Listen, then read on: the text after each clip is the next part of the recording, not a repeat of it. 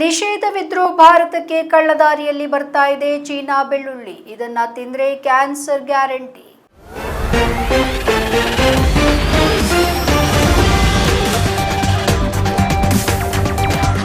ಸಾಮಾನ್ಯವಾಗಿ ಹೆಚ್ಚಿನ ಅಡುಗೆಗಳಲ್ಲಿ ಬೆಳ್ಳುಳ್ಳಿಯನ್ನ ಬಳಸಲಾಗುತ್ತೆ. ಬೆಳ್ಳುಳ್ಳಿ ಇಲ್ಲದಿದ್ರೆ ಅಡುಗೆ ಸಂಪೂರ್ಣವಾಗೋದೇ ಇಲ್ಲ ಅನ್ನುವಷ್ಟ ಮಟ್ಟಿಗೆ ಬೆಳ್ಳುಳ್ಳಿ ಅಡುಗೆ ಮನೆಯನ್ನ ಆಕ್ರಮಿಸಿಕೊಂಡಿದೆ.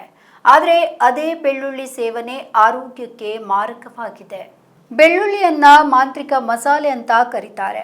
ಆಹಾರದ ಪರಿಮಳವನ್ನ ಅದು ಹೆಚ್ಚಿಸುತ್ತೆ. ಅಲ್ಲದೆ ಆಹಾರದಲ್ಲಿ ಇದನ್ನ ಬಳಸುವುದರಿಂದ ಆರೋಗ್ಯಕ್ಕೂ ಒಳ್ಳೆಯದು ಅನ್ನೋದು ಸಾಕಷ್ಟು ವೈದ್ಯರು ಇದನ್ನ ದೃಢಪಡಿಸಿದ್ದಾರೆ. ಆದರೆ ಚೀನಾ ಬೆಳ್ಳುಳ್ಳಿ ಆರೋಗ್ಯಕ್ಕೆ ಮಾರಕವಾಗಿದೆ. ಚೀನಾವು ವಿಶ್ವದ ಅತಿದೊಡ್ಡ ಬೆಳ್ಳುಳ್ಳಿ ಉತ್ಪಾದಕತೆಯನ್ನ ಹೊಂದಿದೆ.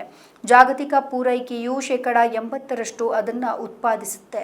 ಚೀನಾದ ಹೆಚ್ಚಿನ ಬೆಳ್ಳುಳ್ಳಿಯನ್ನ ಬೀಜಿಂಗ್ನಲ್ಲಿ ಆಗ್ನೇಯ ಭಾಗದಲ್ಲಿರುವ ಪೂರ್ವ ಕರಾವಳಿ ಪ್ರಾಂತ್ಯದ ಶಾಂಡೋಂಗ್ನಲ್ಲಿ ಉತ್ಪಾದಿಸಲಾಗುತ್ತೆ. ನಿರ್ದಿಷ್ಟವಾಗಿ ಜಿಂಗ್ಯಾಂಗ್ ಅನ್ನ ವಿಶ್ವದ ಬೆಳ್ಳುಳ್ಳಿ ರಾಜಧಾನಿ ಅಂತ ಕರೆಯಲಾಗುತ್ತೆ. 2014ರಿಂದ ಭಾರತದಲ್ಲಿ ಚೀನಾ ಬೆಳ್ಳುಳ್ಳಿಯನ್ನ ನಿಷೇಧಿಸಲಾಗಿದೆ. ಆದರೂ ಚೀನಾ ಬೆಳ್ಳುಳ್ಳಿ ಕಳ್ಳದಾರಿಯಲ್ಲಿ ಭಾರತೀಯ ಮಾರುಕಟ್ಟೆಯನ್ನ ಪ್ರವೇಶಿಸ್ತಾ ಇದೆ.